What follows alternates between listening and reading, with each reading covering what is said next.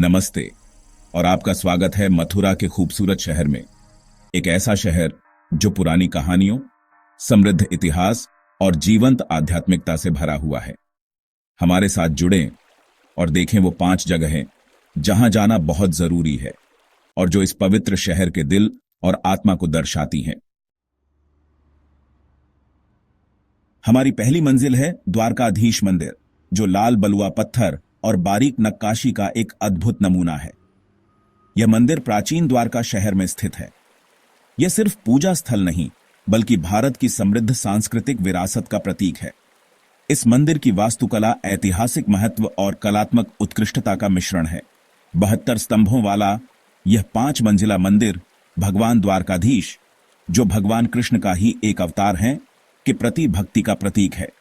प्रत्येक स्तंभ पर बारीक नक्काशी की गई है, जो प्राचीन काल की कहानियों को दर्शाती है और उस जमाने के कारीगरों की कला का प्रदर्शन करती है। अंदर कदम रखें और कृष्ण के जीवन के दृश्यों को दर्शाते हुए जीवंत चित्रों को देखें। ये चित्र केवल कला नहीं है, बल्कि पीढ़ियों से चली आ रही दिव्य कथाओं का एक दृश्य वर्णन है। यहाँ की फिजा में भक्तों के जप का गुंजन भरा रहता है, जो भक्ति का एक ऐसा वातावरण बनाता है जिसे महसूस किया जा सकता है।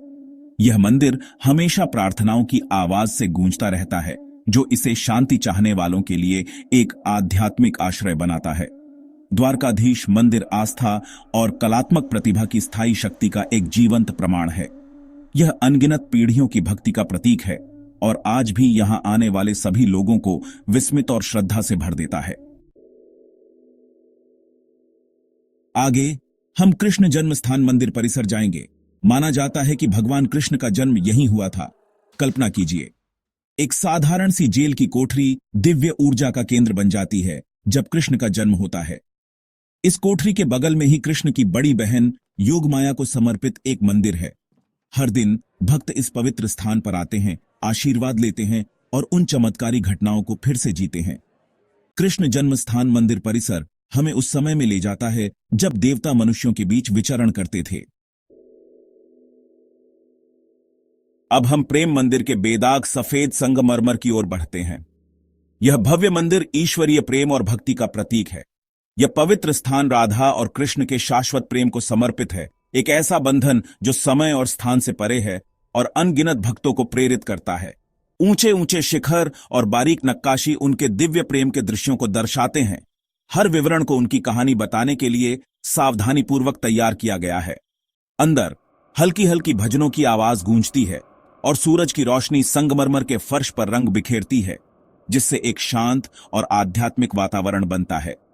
मुख्य मंदिर में राधा और कृष्ण की सुंदर मूर्तियां हैं। उनकी आंखें एक दूसरे में इस तरह जमी हैं, मानो युगों से एक दूसरे को देख रहे हों, जो उनके अटूट बंधन का प्रतीक है।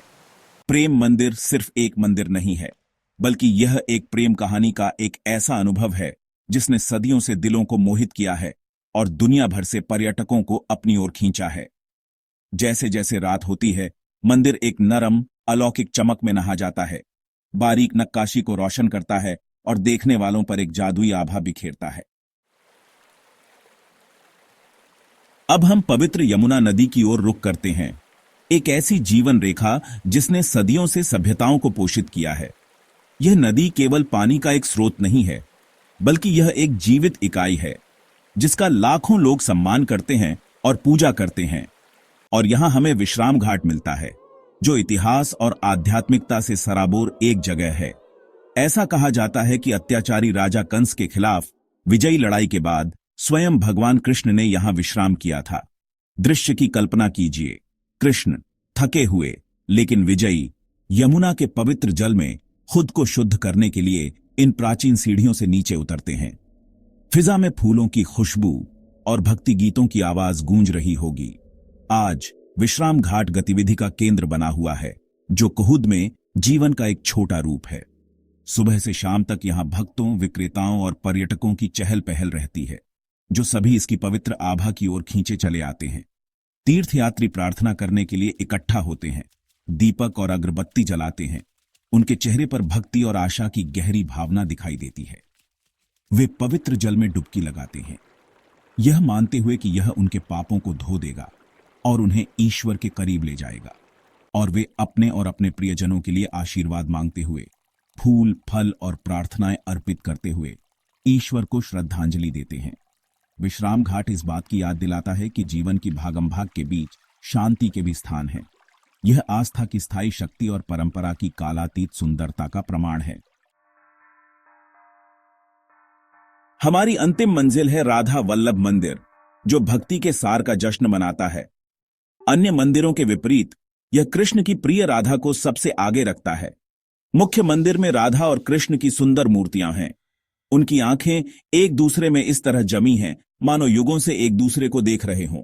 जो बात इस मंदिर को सबसे अलग बनाती है वह है सेवा पर जोर, निस्वार्थ सेवा का कार्य। सच्ची भक्ति केवल दिखावे में नहीं बल्कि प्रेम और ईमानदारी से किए गए सेवा के छोटे छोटे कार्यों में निहित है। जैसे जैसे मथुरा की हमारी यात्रा समाप्त होती है, हमारे मन में विस्मय और शांति की गहरी अनुभूति होती है। हमें उम्मीद है कि मथुरा के शीर्ष 5 स्थलों की यह झलक आपको अपने आध्यात्मिक साहसिक कार्य को शुरू करने के लिए प्रेरित करेगी। हमारे अगले साहसिक कार्य तक खोज करते रहें, ढूंढते रहें और खोज की भावना को जीवित रखें।